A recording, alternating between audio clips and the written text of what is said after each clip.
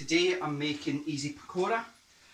6 onions, 1 potato, a quarter of cabbage, all shredded into a bowl.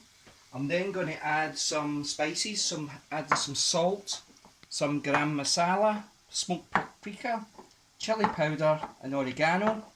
I then mix it all together, right crunch it up, cling film it, leave it for 2 or 3 hours, let it sit.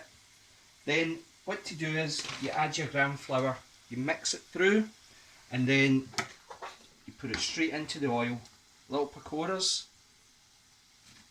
Superb. And that's easy pakora. I'll leave the recipe at the end.